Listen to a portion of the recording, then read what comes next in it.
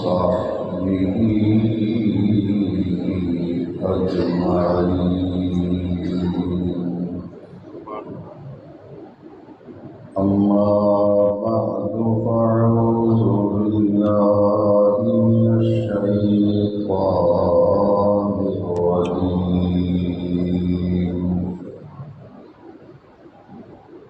بسم الله الرحمن الرحيم.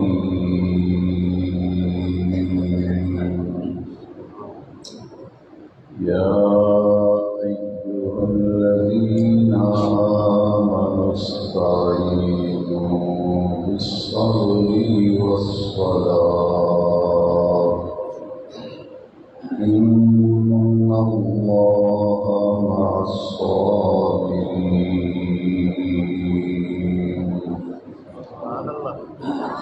ولا تقولوا لمن يقتل في سبيل الله أموات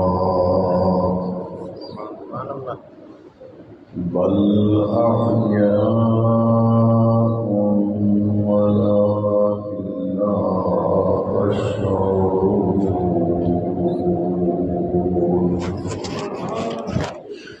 صدق الله مولانا العظيم.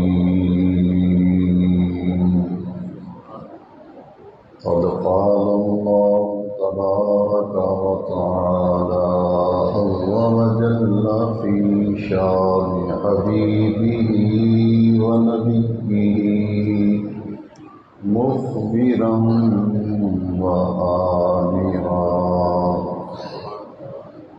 إن الله وملائكته يصلون على النبي يا أيها الذين آمنوا صلوا عليه وسلموا تسليما. الصلاة والسلام عليك يا سيدي يا رسول الله وعلى آلك وأصحابك يا سيدي يا خاتم النبيين.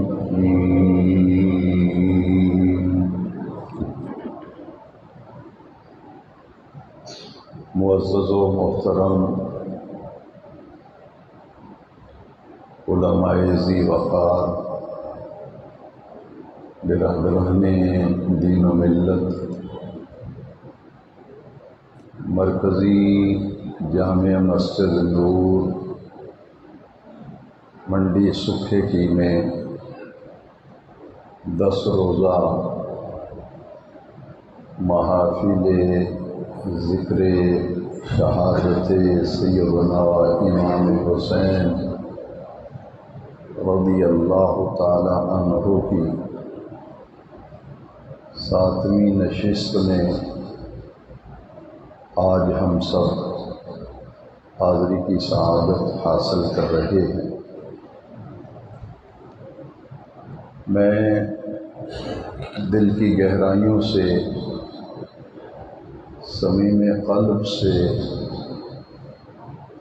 سپاس گزار ہوں، شکر گزار ہوں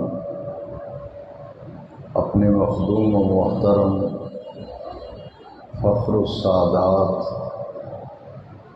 شہنشاہ خطابت صاحبزادہ عالی مرتبت حضرت علامہ مولانا پیر سید فیض الحسن شاہ صاحب چشتی صابری دامت برکاتہ العالیہ کا کہ انہوں نے کمال محبت اور شفقت فرماتے ہوئے آج کی محفل میں حاضری کے لیے مجھے حکم دیا میں ان کے حسب الارشاد آج کی محفل میں حاضر ہو کر قلبی مسرت، قلبی راحت محسوس کر رہا ہوں۔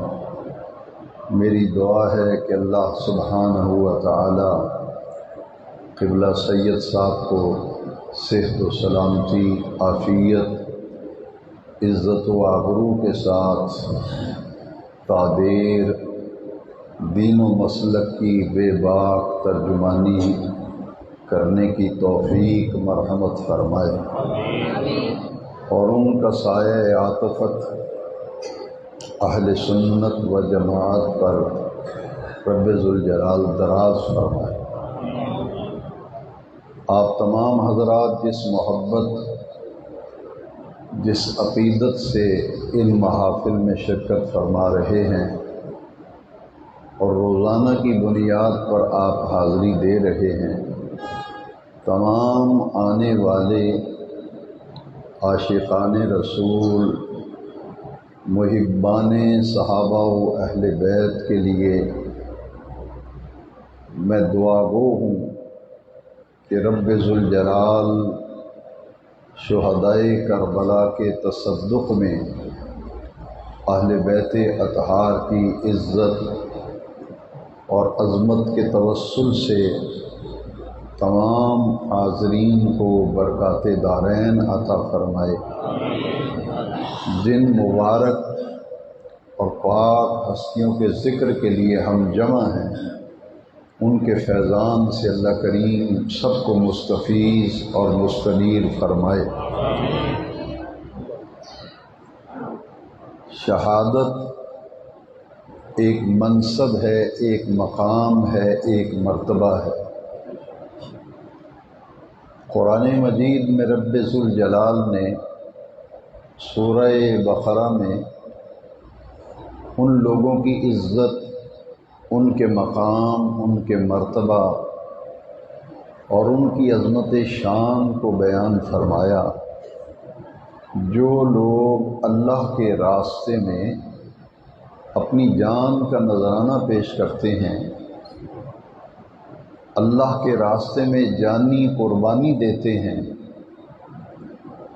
ان لوگوں کی عزت و عظمت رب ذوالجلال نے قرآن مجید میں اجاگر کی، اور بے نیاز رب نے فرمایا کہ اللہ کے راستے میں جو لوگ مارے جائیں، اللہ کے راستے میں جو لوگ قتل کیے جائیں، انہیں مردہ نہ کہو، بل احیاء، بلکہ وہ زندہ ہیں، ولکن لا تشعرون، لیکن تم ان کی زندگی کو سمجھنے کے لیے جس شعور کی ضرورت ہے، تم اس شعور سے خالی ہو، اس لیے شہید کی زندگی کی کیفیت اور ماہیت کو تم نہیں سمجھ سکو گے، تمہیں شعور ہی نہیں۔ رب ذوالجلال نے ان لوگوں کو حیات جاویدانی عطا کی ہے، انہیں زندگی بخشی ہے، اس لیے جو اللہ کے راستے میں مارے جائیں، قتل کیے جائیں، انہیں مردہ نہ کہو، بل احیاء، وہ تو زندہ ہیں، ولکن لا تشعرون۔ اس آیت کریمہ میں بے نیاز رب نے اللہ کے راستے میں قتل ہونے والوں کو، جان کا نذرانہ پیش کرنے والوں کو مردہ کہنے سے روک دیا ہے، انہیں روکا ہے کہ انہیں مردہ نہ کہو۔ اور قرآن مجید میں دوسرے مقام پر رب ذوالجلال نے ان لوگوں کو مردہ گمان کرنے، مردہ تصور کرنے، مردہ خیال کرنے سے بھی منع کیا۔ اس آیت کریمہ میں انہیں مردہ کہنے سے روکا گیا، منع کیا گیا، لیکن دوسری آیت کریمہ میں بے نیاز رب نے جو اللہ کے راستے میں جان کا نذرانہ پیش کرنے والے ہیں، جانی قربانی دینے والے ہیں، انہیں مردہ گمان کرنے سے بھی منع فرمایا۔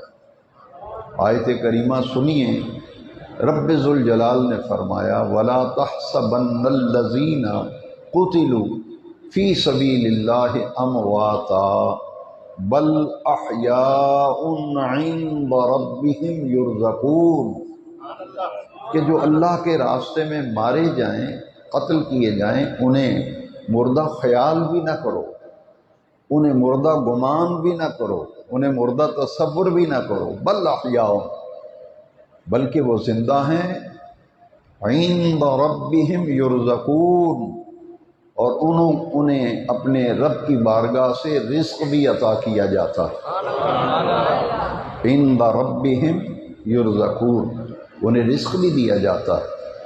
فرحین بما آتاہم اللہ من فضلہ، اور شہید کو اللہ نے جو عزتیں دی ہیں، جو عظمتیں دی ہیں، جو مقامات عطا کیے ہیں، جو بلندی عطا کی ہے، جو رفعت عطا کی ہے، اللہ کی ان عطاؤں پر شہید اللہ کی بارگاہ میں بڑا ہی خوش ہے۔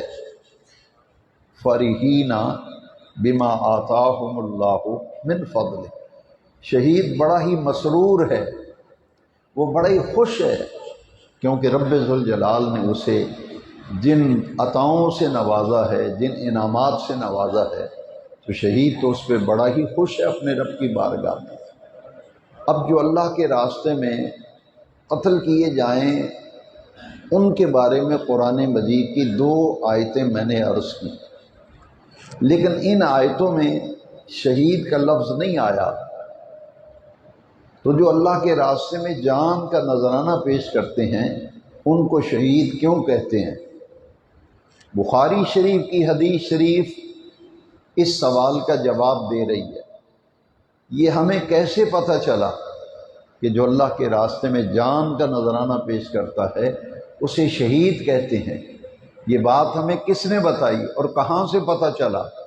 صحیح بخاری شریف کے اندر حدیث شریف ہے، حضور نبی نور و رحمت صلی اللہ علیہ وسلم نے فرمایا، من قتل فی سبیل اللہ فہو شہید، جو اللہ کے راستے میں مارا جائے، جو اللہ کے راستے میں قتل کیا جائے، آمنہ کے لال فرماتے ہیں وہ شہید ہوتا ہے، وہ شہید ہوتا ہے، جو اللہ کے راستے میں قتل کیا جائے، مارا جائے۔ کتنا مقام ہے شہید کا! یہ ایک مقام ہے، ایک منصب ہے، ایک مرتبہ ہے۔ شہادت ایک ایسا منصب ہے، ایک مقام ہے، جس کو پانے کے لیے، جس مقام کو حاصل کرنے کے لیے اور شہید ہونے کے لیے اجلہ صحابہ کرام رب ذوالجلال کی بارگاہ میں دعائیں مانگا کرتے تھے، اے رب کریم مجھے اپنے راستے میں شہادت کی موت عطا کر۔ سیدنا عمر فاروق اعظم رضی اللہ تعالیٰ عنہ، جو مراد نبوت ہیں، جو مراد رسول ہیں، جو مطلوب مصطفیٰ ہیں، جن کو عرش والے رب سے مدینے والے آقا نے مانگ کر لیا تھا، عمر بن خطاب کو رب سے مانگ کے لیا تھا۔ حضرت عمر نے جو حج اپنا زندگی مبارکہ کا آخری حج فرمایا تو واپسی پر آپ نے زمین پر لیٹے ہوئے تھے، آسمان کی طرف دیکھ کر دونوں ہاتھ اٹھا کر حضرت عمر فاروق اعظم دعا مانگ رہے ہیں، اللہم اجعلنی موتا فی سبیلک، یا اللہ مجھے اپنے راستے میں شہادت کی موت عطا کر، وَاجْعَلْنِي فِي بَلَدِ رَسُولِكَ، اور اس شہادت کی موت اگر آئے تو پیارے آقا کے شہر مدینہ منورہ میں آئے۔ حضرت عمر رضی اللہ عنہ دعا مانگ رہے ہیں، شہادت کی موت ملے اور شہر مدینہ میں ملے۔ یہ دعا میدان عرفات سے واپسی پر حضرت عمر نے مانگی، یہ دعا ایسی قبول ہوئی کہ شہر بھی مدینہ منورہ، دیار حبیب، محراب بھی پیارے نبی کریم کا، مصلی بھی پیارے نبی کریم کا، اور حضرت عمر فاروق اعظم رضی اللہ تعالیٰ عنہ پر 26 ذی الحجہ کو حملہ ہوتا ہے، خود کش قاتلانہ حملہ ہوا حضرت عمر فاروق اعظم پر رضی اللہ تعالیٰ عنہ، اور محرم شریف کی پہلی تاریخ کو آپ نے جام شہادت نوش کر لی، شہادت کی تمنا کی، آرزو کی، مدینہ منورہ میں شہادت کی موت مانگی۔ رب ذوالجلال نے اعلیٰ درجے میں دعا قبول کی کہ موت بھی شہادت والی ملی، اور شہر رسول بھی ہے، دیار نبی بھی ہے، دیار حبیب بھی ہے، اور محراب النبی میں حضرت عمر فاروق اعظم کو شہید کیا گیا۔ شہادت ایک منصب ہے، ایک مقام ہے جس کو پانے کے لیے تمنا کی جاتی تھی۔ اور یاد رکھیے، جو اللہ کے راستے میں قتل ہوتے ہیں، قیامت تک لوگ شہادت پاتے رہیں گے، اور گزرے ہوئے زمانوں میں بھی لوگ شہید ہوتے رہے، اللہ کے راستے میں جان کا نذرانہ دیتے رہے، لیکن ان شہداء کی عزت و عظمت کا کیا کہنا، ان شہداء کے مقام اور مرتبے کا کیا کہنا جن کو زبان رسالت سے شہید کا لقب ملا، جن کو زبان رسالت سے شہید کا لقب ملا ہے، ان کی عزت و عظمت کا مقابلہ کوئی شہید نہیں کر سکتا، کیونکہ آمنہ کے لال نے ان کو اپنی زبان اقدس سے شہید کا ٹائٹل، شہید کا لقب اگر ملا ہے تو بارگاہ مصطفیٰ سے ملا ہے۔ میں ایک حدیث شریف آپ کو مشکوٰۃ شریف سے سنانا چاہتا ہوں۔ نبی کریم علیہ السلام مدینہ منورہ کا وہ باعظمت اور باوقار پہاڑ جس کا نام جبل احد ہے، اور جبل احد مدینہ منورہ کا وہ پہاڑ ہے کہ نبی کریم علیہ السلام نے فرمایا ہوا جبل یحبنی و احبہ، فرمایا احد پہاڑ وہ ہے جو مجھ سے محبت کرتا ہے، میں احد پہاڑ سے محبت کرتا ہوں۔ احد پہاڑ مجھ سے محبت کرتا ہے اور میں احد پہاڑ سے محبت کرتا ہوں۔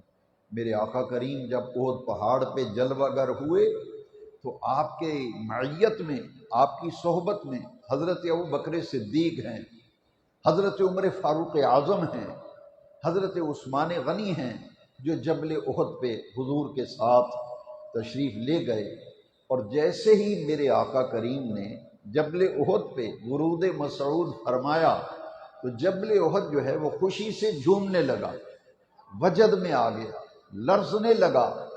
جیسے ہی احد پہاڑ خوشی سے جھومنے لگا، نبی کریم علیہ السلام نے اپنے پائے اقدس سے جبل احد کو ٹھوکر ماری، اور پائے اقدس کی ٹھوکر مار کے میرے آقا نے فرمایا اثبت احد اثبت احد فانما علیک نبی وصدیق وشہیدان، اے احد پہاڑ ٹھہر جا، تجھ پر ایک اللہ کا نبی ہے، ایک صدیق ہے، اور دو شہید کھڑے ہیں۔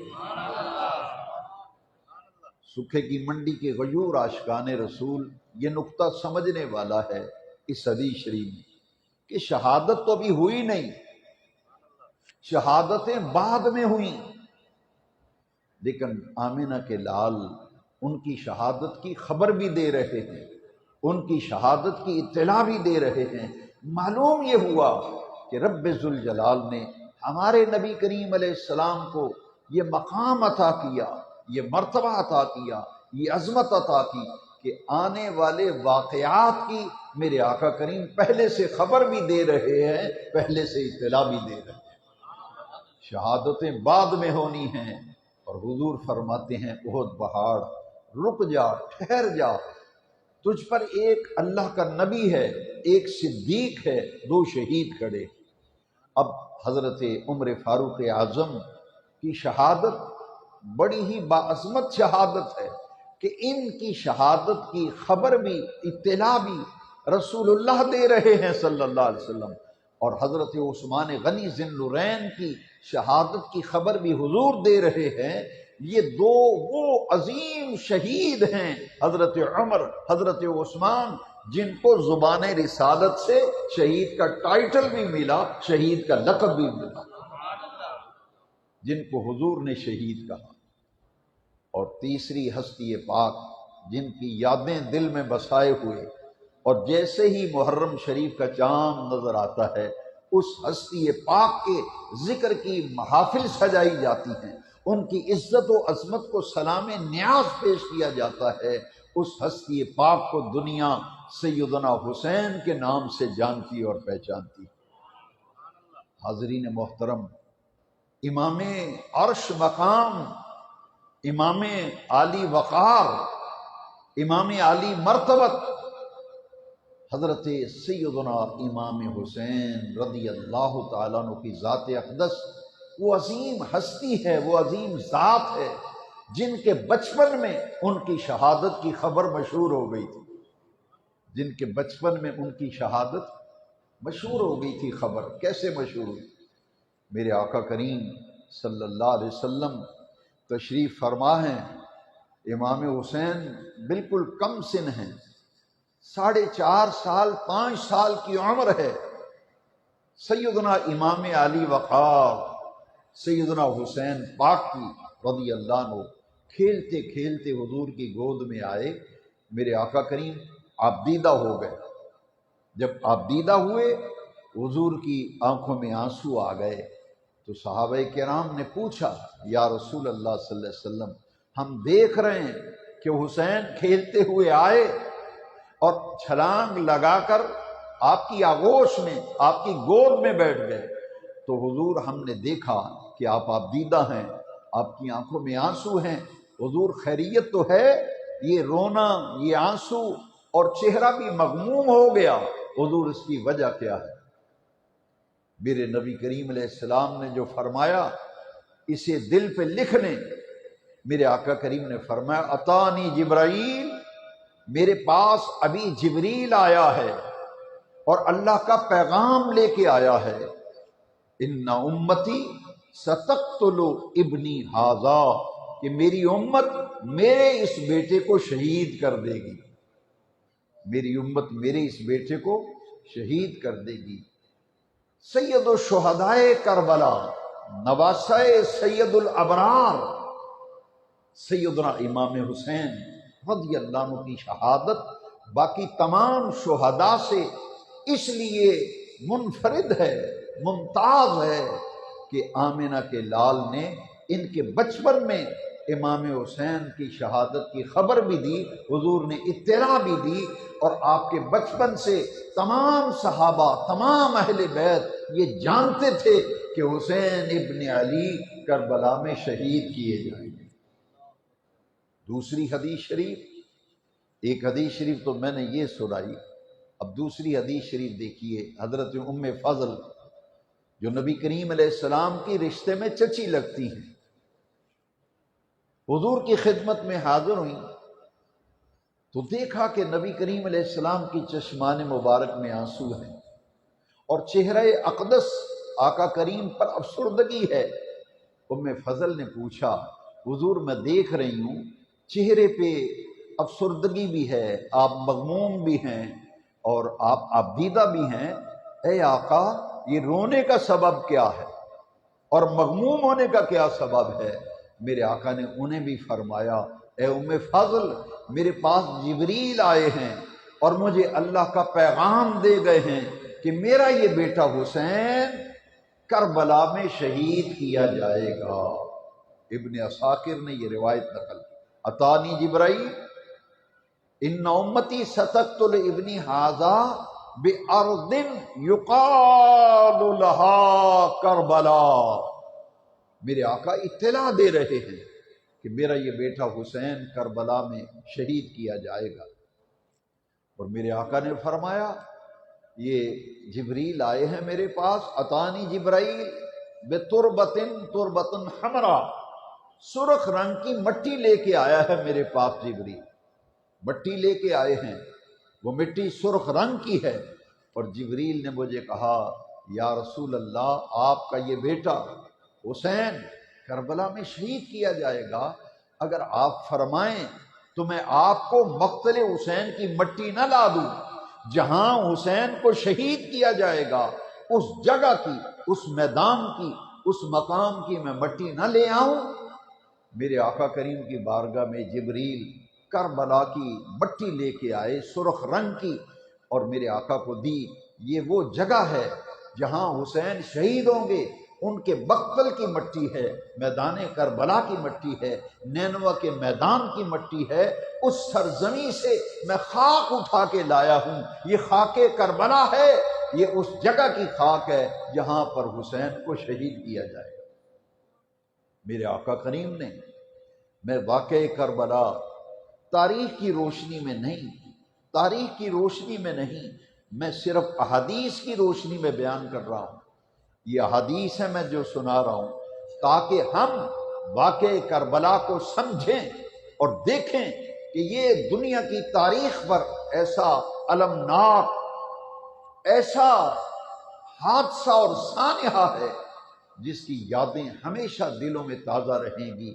میرے حسین پاک کا کیا مقام ہے، ان کے مقتل کی اطلاع بھی دی جا رہی ہے، شہادت کی خبر بھی دی جا رہی ہے، اور ان کے مقتل کی مٹی بھی ام سلمہ کو دی جا رہی ہے۔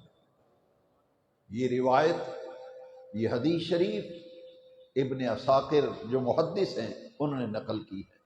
یہ بڑے غور سے سننے والی یہ حدیث شریف ہے۔ وہ جو سرخ مٹی جبریل لے کے آئے نا کربلا کی اور حضور کو پیش کی، نبی کریم علیہ السلام نے وہ خاک کربلا، وہ کربلا کی مٹی، وہ مقتل حسین کی مٹی، حضور نے اپنی ازواج مطہرات میں سے کس زوجہ مکرمہ کو مٹی دی؟ ان کا نام ہے ام سلمہ، ام المومنین ام سلمہ رضی اللہ تعالیٰ۔ حضور کی 11 ازواج مطہرات ہیں، 11 ازواج مطہرات۔ میرے آقا نے کسی اور ام المومنین کو یہ مٹی نہیں دی، یہ مٹی عطا کی، کربلا کی مٹی، خاک کربلا، مقتل حسین کی مٹی حضور نے دی تو ام المومنین ام سلمہ کو دی، اس لیے کہ میرے آقا جانتے تھے، حضور کے علم میں تھا کہ جب حسین شہید کیے جائیں گے، واقع کربلا پیش آئے گا، باقی تمام ازواج مطہرات انتقال کر چکی ہوں گی، ام سلمہ اس وقت حیات ہوگی۔ حضور نے یہ خاک کربلا ام سلمہ کو دی، اور میرے آقا کریم نے فرمایا جب وہ مٹی کربلا کی خاک ام المومنین ام سلمہ کو دی تو حضور نے لفظ کیا فرمایا؟ میں چاہوں گا کہ میرے تمام سامعین، مجھے سننے والے تمام عاشقان رسول، تمام محبان صحابہ و اہل بیت میرے آقا کی اس حدیث کو غور سے سن لیں، تاکہ واقع کربلا ہم حدیث کی روشنی میں سمجھیں کہ حدیث مبارکہ میں واقع کربلا کی ہمیں کیفیات کیا کیا ملتی۔ وہ کربلا کی مٹی جب ام سلمہ کو دی نا حضور نے، تو میں وہ لفظ پڑھنا چاہتا ہوں، میں وہ حدیث کے لفظ پڑھنا چاہتا ہوں جو حضور کی زبان اقدس سے ادا ہوئے۔ میرے آقا نے فرمایا اے ام سلمہ، اذا تحولت هذه التربة دما فاعلمی ان ابنی الحسین قد قتل۔ فرمایا ام سلمہ، یہ کربلا کی مٹی سنبھال کے رکھ، اسے محفوظ کر لے، جس دن خاک کربلا، یہ کربلا کی مٹی، یہ مقتل حسین کی مٹی جس دن سرخ ہو جائے، جس دن سرخ ہو جائے تو سمجھ لینا، جان لینا حسین کربلا میں شہید کر دیے گئے۔ وہ مٹی حضور نے ام سلمہ کو دی رضی اللہ تعالیٰ۔ ام سلمہ نے وہ مٹی سنبھال کے رکھ لی۔ سن 60 ہجری جب آیا، سن 60 ہجری ذی الحج کا مہینہ ہے، سن 60 ہجری کا آخری مہینہ ذی الحجہ، اس کے آخری عشرے میں یزید سن 60 ہجری میں اقتدار میں آیا، اور اقتدار میں آتے ہی اس نے حدود اللہ کو پامال کرنا شروع کر دیا، فسق و فجور کو رواج دیا، اور شریعت اسلامیہ کی دھجیاں اڑائیں۔ سن 60 ہجری میں یزید اقتدار میں آتے ہی ایسے کرتوت کیے اس نے جس سے بطور ظالم، جابر، فاسق، فاجر اور عامر حکمران کی صورت میں وہ قوم کے سامنے آیا۔ تو حضرت سیدنا امام حسین رضی اللہ تعالیٰ عنہ شریعت اسلامیہ کو بچانے کے لیے اپنے نانا جان کی دین کی بقا اور سلامتی کے لیے یزیدیت نے باطل کا روپ دھار لیا، اور میرے سخی حسین لجپال حق کے علمبردار بن کر باطل قوتوں سے نبرد آزما ہونے کے لیے میرے امام علی مقام نے ارادہ کر لیا، اور نتیجتاً محرم شریف کی 10 تاریخ اور سن 61 ہجری میں کربلا کے میدان میں میرے امام علی مرتبت کو شہید کیا گیا۔ جمعۃ المبارک کا دن تھا، محرم شریف کی 10 تاریخ تھی، جمعے کے خطبے پڑھے جا رہے تھے، جمعے کی نمازیں ہو رہی تھی، عین اس وقت حضور سیدنا امام حسین رضی اللہ عنہ کو کربلا میں شہید کیا گیا۔ جس دن امام علی مرتبت کربلا میں شہید ہوئے، چونکہ آج میں واقعہ کربلا صرف احادیث کی روشنی میں عرض کر رہا ہوں، اس لیے میں حدیث شریف سنانا چاہتا ہوں کہ جب حسین شہید ہوئے، جس لمحے شہید ہوئے، اور عین اسی لمحے حضرت ام سلمہ، جن کو حضور نے خاک کربلا بھی دی تھی، مقتل حسین کی اطلاع بھی دی تھی، اور شہادت حسین کی بھی خبر دی تھی، وہ آرام کر رہی ہیں مدینہ منورہ میں۔ حضرت ام سلمہ، دوپہر کا وقت ہے، خواب میں دیکھا حضرت ام سلمہ نے، مشکوٰۃ شریف کے اندر یہ حدیث پاک موجود ہے، خواب دیکھا کہ نبی کریم علیہ السلام کی خواب میں زیارت ہوئی۔ حضرت ام سلمہ فرماتی ہیں رأیت النبی صلی اللہ علیہ وسلم فی المنام ذات یوم نصف النہار علی رأسہ ولحیتہ التراب۔ فرماتی ہیں میں نے خواب میں حضور کی زیارت کی، اور میں نے اس حال میں دیکھا کہ حضور کے گیسوئے مبارک سر اقدس کے بال گرد آلود ہیں، اور حضور کی داڑھی مبارک بھی گرد آلود ہے، اور آپ کے چہرے اقدس پر تھکاوٹ کے آثار ہیں، اور جسم اطہر پر بھی گرد و غبار پڑا ہوا ہے، حضور کی آنکھوں میں آنسو ہیں، اور حضور نے وَبِيَدِهِ قَارُورَةٌ وَفِيهِ دَمٌ، اور میں نے دیکھا خواب میں چہرہ مبارک مغموم ہے، آنکھوں میں آنسو ہیں، اور گیسوئے مبارک گردآلود ہیں، داڑھی مبارک گردآلود ہے، لباس پر بھی گرد مبارک پڑی ہوئی ہے، اور حضور کے چہرے پہ تھکاوٹ کے آثار ہیں۔ ہاتھ میں نے دیکھا نبی کریم علیہ السلام کے دست اقدس میں ایک خون والی بوتل ہے، شیشی ہے۔ فرماتی میں نے خواب میں پوچھا ما لک یا رسول اللہ سے، حضور میں آپ کا کیا حال دیکھ رہی ہوں، میں کیا دیکھ رہی ہوں کہ آپ کی داڑھی مبارک گردآلود، گیسو مبارک گردآلود، چہرہ مغموم، آنکھوں میں آنسو، یا رسول اللہ یہ کیا حال میں دیکھ رہی ہوں آپ کا؟ میرے آقا نے فرمایا اے ام سلمہ شہید تو قتل الحسین آنفا، میں ابھی حسین کے مقتل سے آ رہا ہوں، میں ابھی حسین کے مقتل سے آ رہا ہوں۔ مسلم شریف میں بھی یہ حدیث شریف موجود ہے۔ خواب دیکھا نا حضرت ام سلمہ رضی اللہ تعالیٰ، جب خواب سے بیدار ہوئی تو آپ پریشان ہو گئیں، پریشان ہو گئیں کہ حضور نے فرمایا میں حسین کے مقتل سے آ رہا ہوں۔ فرماتی ہیں لگتا ہے کہ حسین شہید ہو گئے۔ اس خواب کی تعبیر انہوں نے فرمایا کہ میں نے یہ تعبیر لی ہے کہ حسین شہید ہو گئے۔ جب یہ تعبیر لی نا تو دل میں خیال آیا کہ میرے آقا نے مجھے ایک کربلا کی خاک مجھے دی تھی، کربلا کی مٹی دی تھی، اور میرے آقا نے فرمایا تھا اے ام سلمہ جس دن یہ مٹی خاک کربلا خون بن جائے تو سمجھ لینا حسین شہید ہو گئے۔ فرماتی ہیں میرے دل میں خیال آیا کہ وہ مٹی تو میں نے ایک غلاف میں لپیٹ کے شیشی میں بند کر کے رکھی ہوئی ہے۔ خواب سے بیدار ہو کر اس شیشی کی طرف چلی اور جا کے ریشمی غلاف تھا اس کو کھولا، کھول کر جب وہ خاک کربلا والی شیشی نکالی ام سلمہ نے دیکھا کہ وہ سارے کا سارا مٹی جو ہے وہ خون بن چکی تھی۔ حدیث شریف،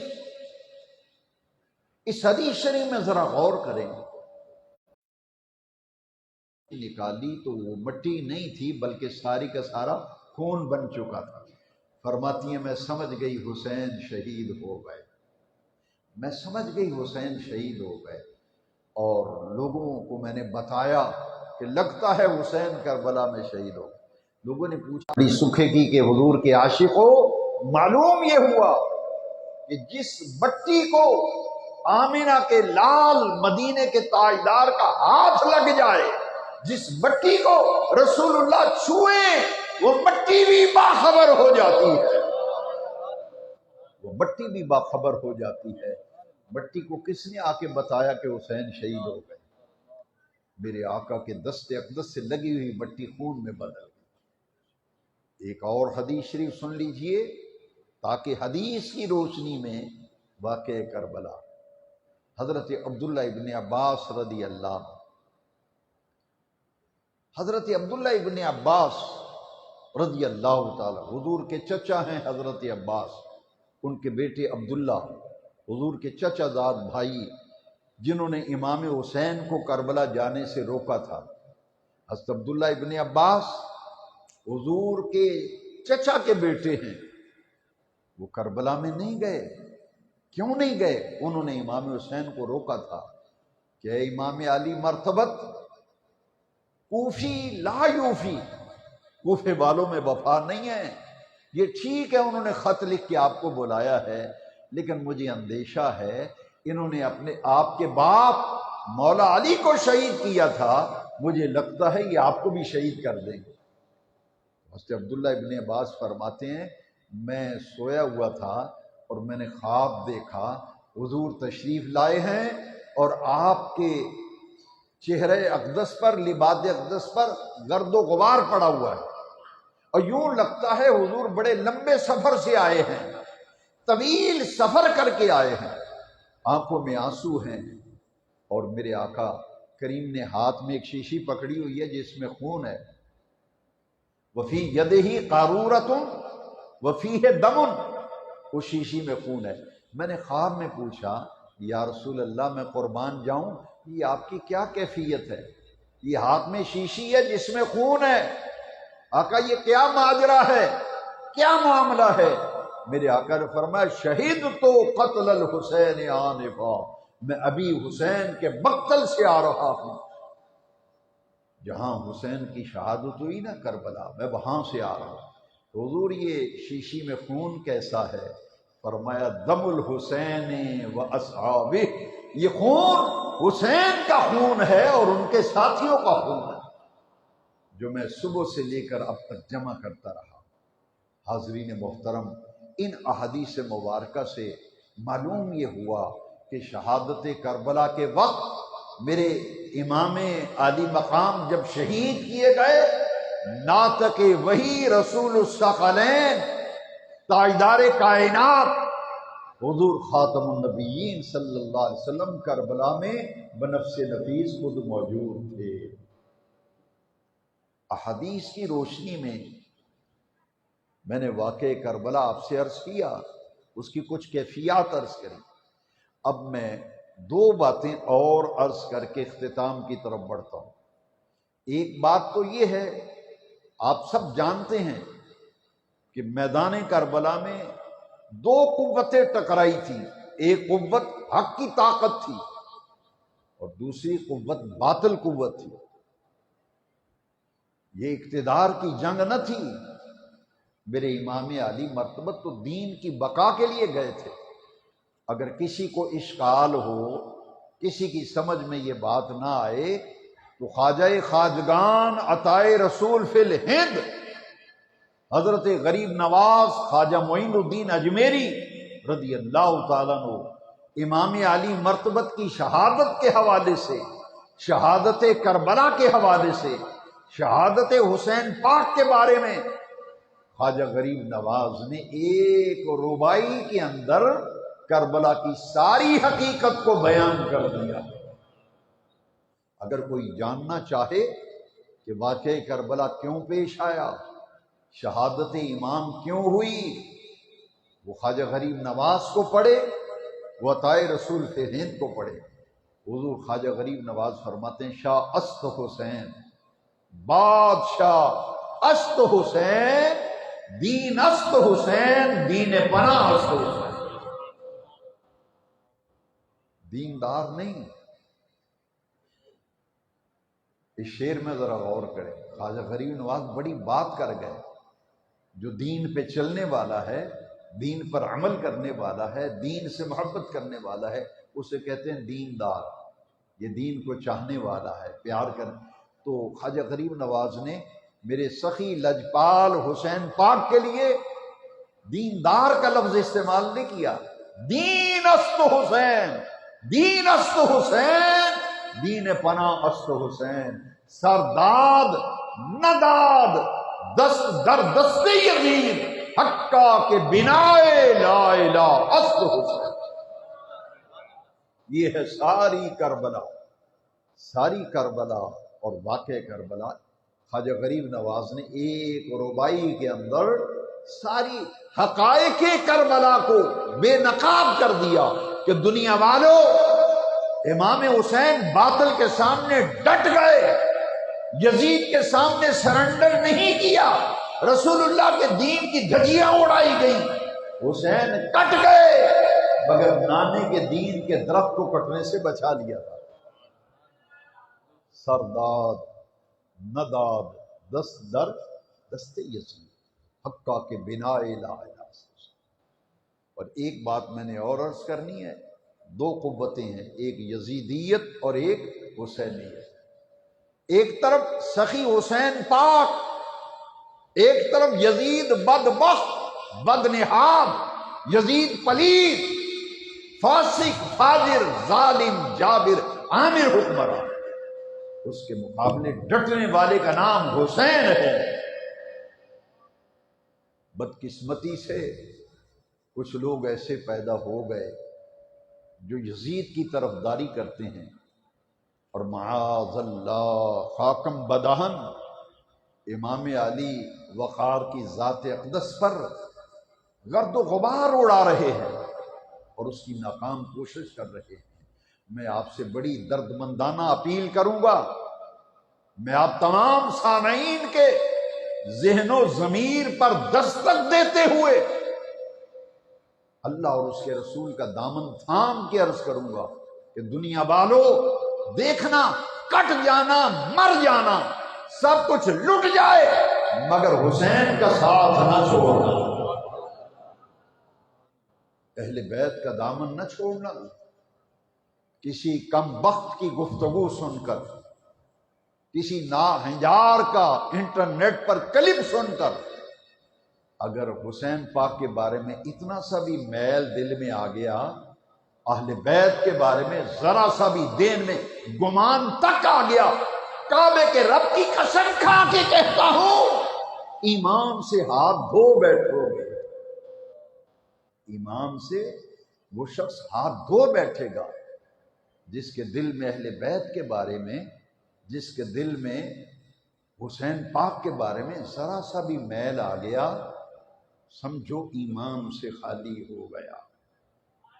میں بھی آپ کو بتاتا ہوں کس کے مقابلے میں یزید کو لے کے آ رہے ہیں۔ میں اپنے نوجوان عزیز بچوں سے، جوانوں سے، بزرگوں سے کہوں گا، میرے اس بیان کے آخری حصے کو بڑی توجہ سے سنیے۔ میں نے ارادتاً واقع کربلا تاریخ کی روشنی میں بیان نہیں کیا، میں نے احادیث کی روشنی میں بیان کیا، تاکہ سخی حسین پاک کی وکالت اس انداز سے کر دی جائے کہ پوری قوم حسینی بن جائے اور قوم کے بچے بچے کے دل میں حضور کے گھرانے اہل بیت کی محبت جام ہوگی۔ اس گھرانے سے پیار کرو، یہ حضور کا گھرانہ ہے جس کے بارے میں قرآن نے فرمایا انما یرید اللہ لیذہب عنکم الرجس اہل البیت ویطہرکم تطہیرا۔ یہ حضور کا خاندان ہے، یہ حضور کا گھرانہ ہے، یہ اہل بیت ہیں۔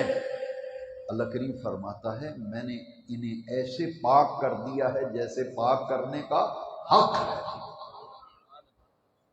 وَيُطَهِّرَكُمْ تَطْهِيرًا، حضور کے گھرانے کو اللہ نے ایسے پاک کر دیا جیسے پاک کرنے کا حق ہے۔ یاد رکھیے یہ اہل بیت کی آئے تطہیر اسے کہتے ہیں۔ خدائے پاک جن کی پاکی کا کرتا ہے اعلان، عرش والا رب اہل بیت کی طہارت، ان کے تقدس، ان کی پاک دامنی اللہ کریم قرآن میں اس کا ذکر فرما رہا ہے۔ اور میرے آقا کریم نے مولا علی، زہرا پاک، حسن مجتبی، حسین شہید کربلا، ان چاروں ہستیوں کو اپنی آغوش میں لیا کمبل کے نیچے، اور آمنہ کے لال نے فرمایا اے اللہ یہ میرے اہل بیت ہیں، اے اللہ یہ میرے اہل بیت ہیں، وَطَهِّرْهُمْ تَطْهِيرًا، اے بے نیاز رب یہ میرے اہل بیت ہیں، علی اہل بیت ہے، فاطمہ اہل بیت ہیں، حسن اہل بیت ہے، حسین اہل بیت ہے، یا اللہ انہیں ایسے پاک کر دے جیسے پاک کرنے کا حق ہوتا۔ یہ اہل بیت اطہار جن کی عزت و عظمت قرآن بیان کر رہا ہے۔ میں نے کہا نوجوانوں میری دو باتوں کو غور سے سن لینا۔ وہ کس ہستی کے مقابلے میں یزید کو لے کے آ رہے ہو؟ کبھی آپ نے غور نہیں کیا؟ یہ حسین وہ ہیں جو رسول اللہ کے کندھوں پہ کھیلا کرتے تھے، کسی کو یہ اعزاز نہیں ملا۔ میرے حسین پاک وہ ہیں جو آمنہ کے لال کے کندھوں پہ کھیلا کرتے تھے، اور میرے سخی حسین پاک وہ ہیں کہ حضور جن کا رونا حضور گوارا نہیں کرتے تھے، جن کا رونا حضور گوارا نہیں کرتے تھے۔ دیکھیے حضور کو ان سے کتنی محبت ہے۔ میں کھل کے کہنا چاہتا ہوں، علی وجہ البصیرت کہنا چاہتا ہوں، اور ڈنکے کی چوٹ کہنا چاہتا ہوں، ہر سنی مسلمان یہ جانتا ہے کہ آمنہ کے لال اللہ کے محبوب ہیں۔ جس جس کا ایمان ہے وہ بولے، دوسرے کو میں تکلیف دینے کے لیے تیار نہیں۔ مدینے والے آقا کیا ہیں؟ اللہ کے جن کا ایمان ہے وہ بولے، باقی خاموش رہیں۔ ہمارے آقا اللہ کے کیا ہیں؟ آواز نہیں آئی؟ اللہ کے۔ میں آپ سے ایک بات پوچھ سکتا ہوں سکھگی والوں، کیا حضور کا بھی کوئی محبوب ہے یا نہیں؟ حضور تو کس کے محبوب ہیں؟ تو حضور کا محبوب کون ہے؟ آئیے میں آپ کو بتاتا ہوں۔ جامع ترمذی سیاستہ کی حدیث شریف، عشاء کی نماز حضور پڑھا رہے ہیں۔ کون سی نماز؟ عشاء کی نماز۔ حضور دوسری رکعت کے سجدے میں گئے نا، سجدہ ذرا لمبا ہو گیا، سجدہ طویل ہو گیا۔ حضرت عبداللہ بن مسعود رضی اللہ عنہ حضور کے صحابی کہتے ہیں میں نے سمجھا کہ حضور کی روح پرواز کر گئی۔ کئی صحابہ کو یہ گمان ہوا کہ شاید نبی کریم علیہ السلام انتقال فرما گئے ہیں، آپ رحلت فرما گئے ہیں، آپ کی سجدے کی حالت میں روح پرواز کر گئی۔ اتنا لمبا طویل سجدہ تو آقا نے کبھی کیا ہی نہیں۔ عبداللہ بن مسعود صحابی رسول فرماتے ہیں میں نے جب سوچا دل میں وہم اور وسوسے آنا شروع ہو گئے کہ حضور کا انتقال ہو گیا ہو سجدے میں۔ فرماتے ہیں میں نے جب سجدے سے سر اٹھا کے یوں کر کے دیکھا نا تو حسن و حسین سجدے کی حالت میں حضور کے اوپر بیٹھے ہوئے، سجدے کی حالت میں حضور کے اوپر بیٹھے ہوئے ہیں۔ ان کے مقابلے میں یزید کو لے کے آتے ہو، وہ ان کا یزید ان کے مقابل میں، اور اس کی طرفداری کرتے ہو، یزید کا دفاع کرتے ہو۔ دفاع کرنے سے پہلے ذرا چند احادیث سن لو پھر سمجھو کہ حسین کا مقام کیا ہے۔ ہمیں حسین سے محبت کیوں ہے؟ حسین ہمارے دلوں میں کیوں بستے ہیں؟ اس لیے کہ صحابہ کہتے ہیں، عبداللہ بن مسعود کہتے ہیں، میں سمجھ گیا کہ حضور نے سجدہ اس لیے لمبا کیا ہے، طویل کیا ہے کہ اوپر حسن بیٹھے ہیں، اوپر حسین بیٹھے ہیں۔ اب جب وہ خود نیچے اتر گئے دونوں شہزادے، تو جب سلام پھیرا نا، نماز مکمل ہو گئی، دعا فرما دی، نماز مکمل ہو گئی، صحابہ حضور کے ارد گرد بیٹھ گئے۔ سکھے کی والو ذرا توجہ رکھنا، صحابہ نے پوچھا حضور آپ کو حسن و حسین سے بڑی محبت ہے؟ جامع ترمذی سے حدیث سنا رہا ہوں، حضور آپ کو حسن و حسین سے بڑی محبت ہے؟ فرمایا ہاں، مجھے حسن سے بھی بڑی محبت ہے، حسین سے بھی بڑی محبت ہے۔ فرمایا میرے صحابہ، میرے جانثاروں، میرے وفا شعاروں بات کرتے ہو، سنو، حسین منی وانا من حسین، حسین مجھ سے ہے، میں حسین سے ہوں، میں حسین سے ہوں، حسین مجھ سے ہے۔ اور پھر میرے آقا نے پتہ کیا فرمایا؟ میرے آقا نے پھر فرمایا اللہم انی احبہما فاحبہما فاحب من یحبہما۔ اس حدیث سے معلوم یہ ہوا، ایک تو بات ہم پہلے ہی جانتے ہیں نا کہ حضور اللہ کے محبوب ہیں، لیکن یہ حدیث پوری سن لیں، یہ کیا بتا رہی ہے؟ حضور کا محبوب کون ہے؟ یہ حدیث جواب دے رہی ہے۔ میرے آقا نے فرمایا یا اللہ، اللہم انی احبہما، یا اللہ میں حسن سے بھی محبت رکھتا ہوں، حسین سے بھی محبت رکھتا ہوں، فاحبہما، اے اللہ تو بھی میرے حسن و حسین سے محبت فرما، فاحب من یحبہما، اے میرے بے نیاز رب جو میرے حسن سے محبت کرے، میرے حسین سے محبت کرے، اللہ تجھے تیری عزت کی قسم کو اس سے بھی محبت فرما۔ آپ میں سے جو بندہ چاہتا ہے نا کہ میں مدینے والے مجھ سے پیار کریں، مدینے والے مجھ سے پیار کریں، اللہ مجھ سے پیار کرے، اس حدیث نے بتا دیا وہ حسن سے بھی محبت کرے، حسین سے بھی محبت کرے۔ اس حدیث سے کچھ سمجھ آئی آپ کو؟ حضور اللہ کے محبوب ہیں، حسن و حسین میرے نبی پاک کے محبوب ہیں، حسن و حسین حضور کے محبوب ہیں۔ اب دیکھیے ذرا، لوگ کہتے ہیں یزید کو کچھ نہ کہو، یزید کو بڑی لمبی اور بڑی لچھے دار تقریریں ہو رہی ہیں، یزید کو کچھ نہ کہو، یزید کو کچھ نہ کہو۔ کئی ایسے مولویت کے روپ میں بظاہر دیکھیں تو بڑا جبہ قبہ، بڑا عمامہ، بڑے مولوی صاحب لگتے ہیں، کہتے ہیں نہیں نہیں یزید پہ لعنت نہیں کرنی چاہیے، یزید پہ لعنت نہیں کرنی چاہیے، یزید کو کچھ نہیں کہنا چاہیے۔ پہلے دو حدیثیں سن لیں، پھر اس کے بعد قرآن کی آیت سناتا ہوں تاکہ یہ بات واضح ہو جائے۔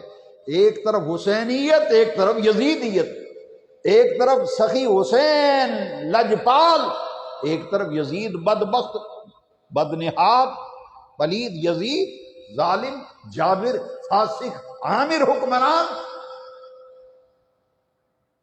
مسلم شریف سیاہ مسلم کا درجہ ہے، میرے نبی پاک تہجد پڑھ رہے ہیں، حضور تہجد کی نماز پڑھ رہے ہیں، تو حسین پاک کے رونے کی آواز آئی تہجد کے وقت۔ عمر کتنی ہے؟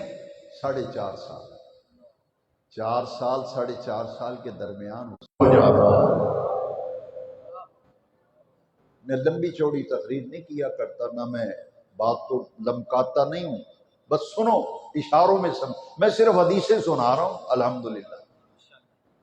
دوسری اور حدیث آ رہی ہے، ہوشیار ہو جاؤ۔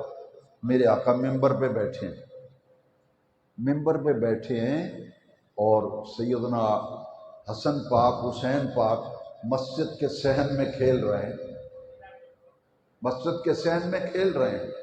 کھیلتے کھیلتے نا دونوں شہزادے کوئی ٹھوکر لگی نا، جب گرے، اللہ کی عزت کی قسم منڈی سکھے کی کہ محبان صحابہ و اہل بیت عاشقان رسول آمینہ کے لال نے ممبر چھوڑ دیا، خطبہ روک دیا۔ نبی نور و رحمت ممبر سے نیچے اتر آئے، حسن کو بھی اٹھایا، حسین کو بھی اٹھایا، اٹھا کے ممبر پہ بٹھا کر پھر وہ جن کا رونا رسول اللہ پہ ناگوار گزرے، جن کا گرنا رسول اللہ پہ ناگوار گزرے، بے قرار ہو جائے۔ جب کربلا میں میرے امام علی مقام کو گھیرے میں لے لی، رسول اللہ ورسولہ لعنہم اللہ فی الدنیا والآخرہ۔ نعرہ تکبیر، نعرہ رسالت، شہنشاہ خطابت، فخر السادات۔ اللہ سلامت۔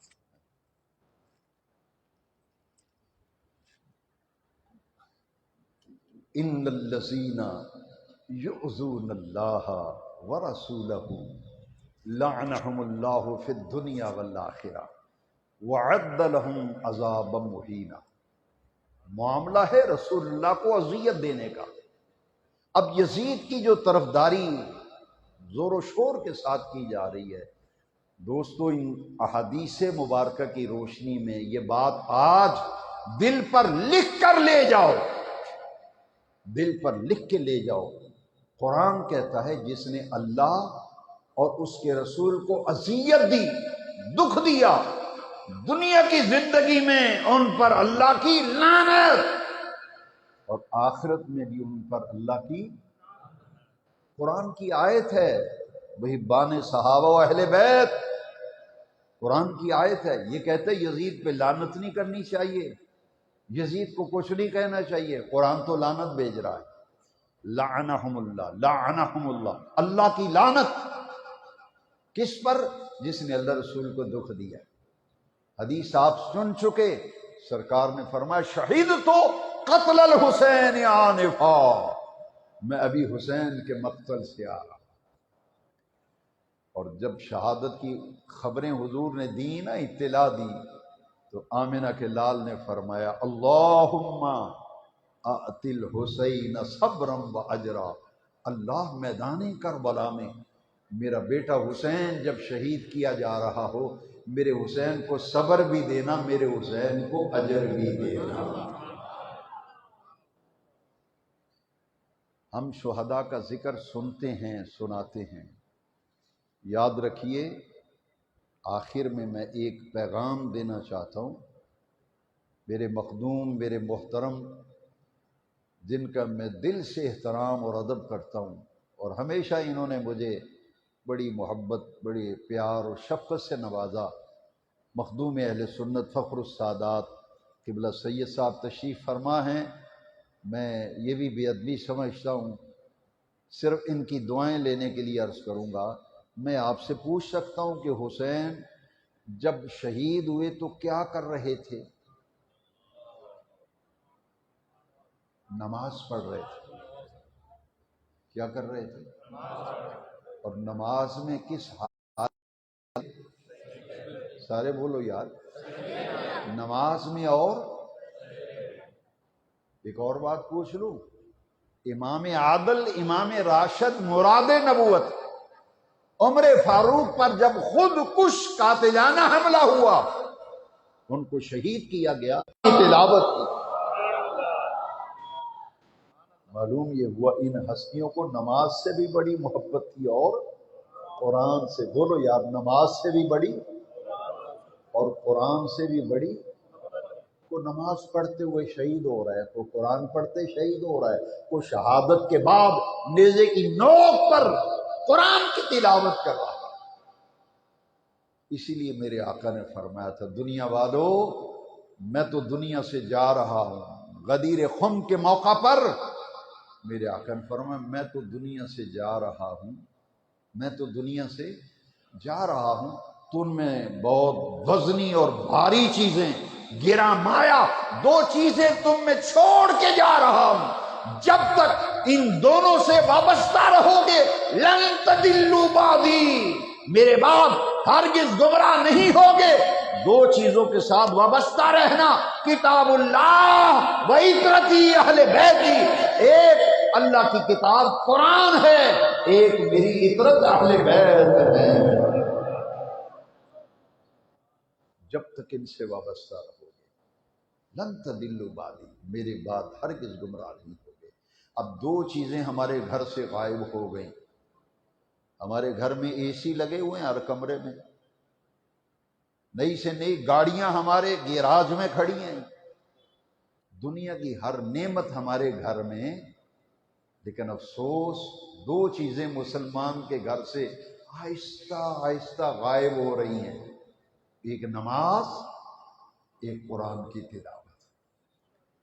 وہ جہیز میں جیسے شادی ہوئی نا ہماری سب کی، تو جیسے جہیز میں بیگم صاحبہ کو قرآن دیا ریشمی غلاف میں لپیٹ کے، بڑی شاندار ریل بنوا کے دی، اس میں قرآن اسی طرح پڑا ہوا ہے، اور بیٹی کو جہیز میں بڑی اچھا فرنیچر دیا، ایک جائے نماز بھی بڑی اچھی بنوا کے دی۔ اس جائے نماز پہ کوئی نماز نہیں پڑھتا، جو قرآن جہیز میں ہے اسے کوئی کھولتا نہیں۔ کربلا والے یہ پیغام دے گئے، ذی الحجہ میں حضرت عثمان کی شہادت، یکم محرم کو حضرت فاروق کی شہادت، یوم عاشورہ کو ایسا سخی دنیا میں ہے، آج سخی اسے کہتے ہیں جو مسجد کو 10,000 چندہ دے دے، مدرسے میں کچھ خدمت کر دے، لوگ کہتے ہیں بڑا سخی ہے، سیٹھ صاحب بہت سخی ہیں۔ میں نے کہا کعبے کے رب کی قسم ہے، ماں نے ایسا سخی جنا ہی نہیں۔ کربلا میں جو قربانیاں حسین دے گئے، جیسی سخاوت حسین نے کی ہے، 72 تن قربان کروا دیا۔ کربلا یہی پیغام دے رہی ہے کہ دیکھنا کتاب اللہ، اللہ کا قرآن اور اہل بیت کی محبت، اس سے ادھر ادھر نہیں ہونا۔ میں مجبور ہوں ایک حدیث شریف سنانے سے، قبلہ سید صاحب اگر اجازت فرمائے تو۔ میں نے رات کو یہ حدیث زندگی میں پہلی مرتبہ پڑھی ہے قبلہ، والد صاحب کی لائبریری نکالی میں نے، امام سیوطی کی کتاب نکالی، اور اس حدیث کے راوی پتہ ہے کون ہے؟ مولا کائنات اسد اللہ الغالب علی کل غالب، حیدر کرار، حیدر کرار۔ نبی مولا علی راوی ہیں، نبی پاک نے میں حبی وحب اہل بیتی نافع لتسعۃ المواقع، حضور نے فرمایا دنیا والو میری محبت اور میرے اہل بیت کی محبت 7 جگہوں پر تمہیں فائدہ دے گی۔ یہ ذکر شہادت کربلا 10 روزہ محافل، یہ قبلہ سید صاحب دن رات جو اہل بیت کی عزت و عظمت کا پرچار کر رہے ہیں۔ آپ اہل بیت کا ذکر سننے کے لیے جمع ہوتے ہیں، دلوں میں محبت ہے، اللہ کی عزت کی قسم ہے۔ آمنہ کے لال نے فرمایا جس دل میں میری محبت ہوگی، میرے اہل بیت کی محبت ہوگی، 7 مقامات ایسے ہیں، 7 جگہیں ایسی ہیں جہاں میرے اہل بیت کی محبت فائدہ دے، تمہیں نفع پہنچائے گی، تمہیں فائدہ دے گی۔ نہایت اختصار سے عرض کرتا ہوں، پوچھا یا رسول اللہ پہلی جگہ کون ہے؟ فرمایا عند الموت، عند سکرات موت، موت کی سختی کا مقام ہے، قبر تاریکی کا مقام ہے، قبر کی ہولناکیاں ہمیں تو لوگ ڈراتے ہیں مساجد کے محراب میں قبر، ہائے قبر میں بچھو ہوں گے، ہائے قبر میں سانپ ہوں گے، ہائے قبر میں اندھیرا ہوگا۔ میں نے کہا وہ اور ہیں جن کی قبروں میں ہوگا، ہمیں تو آمنہ کے لال نے نسخہ دیا ہے، جس کے دل میں فرمایا او دنیا والو، جس کے دل میں میرا پیار ہوگا، میری آل کا پیار ہوگا، اس کی قبر میں نہ اندھیرا ہوگا نہ وحشت ہوگی، اس کی قبر بھی منور ہوگی۔ اس کی قبر کو اللہ تبارک و تعالی انوار و تجلیات سے معمور فرما دے۔ پہلا مقام موت، دوسرا مقام قبر، تیسرا عند الحشر نشر۔ جب قبریں کھلیں گی، لوگ اپنی قبروں سے نکل کر میدان محشر میں جمع ہوں گے، اس وقت جس کے دل میں آقائے دو جہاں کا پیار ہوگا، آقائے دو جہاں کی آل سے محبت ہوگی، اسے میدان محشر میں بھی کسی قسم کا کوئی خوف محسوس نہیں ہوگا۔ کتنی جگہ ہوگی؟ چوتھی جگہ فرمایا عند الحساب، عند الکتاب، عند الکتاب۔ عند الکتاب سے کیا مراد ہے؟ یہ کون سا وقت ہے؟ حدیث قرآن میں ہے اصحاب الیمین، اصحاب الشمال۔ کچھ لوگ ایسے ہوں گے جن کی عمل نامے کی کتاب دائیں ہاتھ میں دی ہوگی، کچھ ایسے ہوں گے جن کی عمل نامے کی کتاب بائیں ہاتھ میں ہوگی۔ جو جنتی ہوں گے ان کا نامہ اعمال دائیں ہاتھ میں ہوگا۔ فرمایا عند الکتاب، فرمایا او دنیا والو سنو، جس کے دل میں مدینے والے کا پیار ہوگا، مدینے والے آل کا پیار ہوگا، جب کتاب دی جائے گی، کعبے کے رب کی قسم ہے اس کے دائیں ہاتھ میں کتاب دی جائے گی۔ عند الکتاب۔ اور اس کے بعد کتنے مقام ہو گئے؟ پانچواں عند الحساب، حساب۔ جب حساب ہوگا، اللہ اکبر، حساب کتاب ہوگا، اعمال نامے کھلیں گے، تو میرے نبی پاک فرمائے جس کے دل میں میری محبت ہوگی، میری آل کی محبت ہوگی، حساب کے وقت اس کو نفع ملے گا، اس کا حساب بڑی آسانی سے سارا مکمل ہو جائے گا۔ وَعِندَ الْمِيزَانِ، اس کے بعد جب اعمال نامہ تولا جائے گا، عمل تولے جائیں گے، جس کے دل میں نبی کی محبت ہوگی، نبی کی آل کی محبت ہوگی، آمنہ کے لال کا پیار ہوگا، علی پاک کی محبت ہوگی، زہرا پاک کی عقیدت ہوگی، حسنین کی محبت و پیار ہوگی، میزان میں یہ محبت بڑی ہی نفع دے گی۔ حساب کیسے ہوگا؟ نیکیاں آپ سنتے ہیں نا، کہتے ہیں یہ نیکی کرو 50 کروڑ نیکی کا ثواب، 1,00,000 نیکی کا ثواب، لیکن بے نیاز رب جب اجر دے گا تو گن کے اجر نہیں دے گا، تول کے اجر دے گا۔ جب لے گا نیکیاں تو گن کے لے گا، جب نیکیاں لے گا تو گن کے، جب اجر دے گا تو تول کے دے گا۔ عند المیزان، اعمال تولے جائیں گے نا، اور جو سب سے سرکار نے فرمایا ایک ایسی چیز ہے سارے اعمال پر وہ بھاری ہے، سارے اعمال پر وہ بھاری، وہ کیا ہے؟ کلمہ طیبہ، کلمہ طیبہ وہ سب سے بھاری ہوگا۔ عند المیزان۔ اور ساتواں مقام ہے عند الصراط، عند الصراط، پل صراط سے جب گزریں گے تو پل صراط سے ایسے گزر جائیں گے جیسے اعلیٰ حضرت نے فرمایا پل سے گزارو رہ گزر کو خبر نہ ہو، جبریل پر بچھائیں پر کو خبر نہ ہو۔ 7 مقامات، 7 جگہیں ایسی ہیں، فرمایا جہاں جس دل میں میری محبت ہوگی، میری آل کی محبت ہوگی، ان 7 جگہوں پر میری محبت بھی فائدہ دے گی، میری آل کی محبت بھی فائدہ دے گی۔ اللہ تبارک و تعالیٰ میری حاضری قبول فرمائے۔ میں شاہ صاحب قبلہ کی، سید صاحب کی دعائیں لینے کے لیے حاضر ہوا۔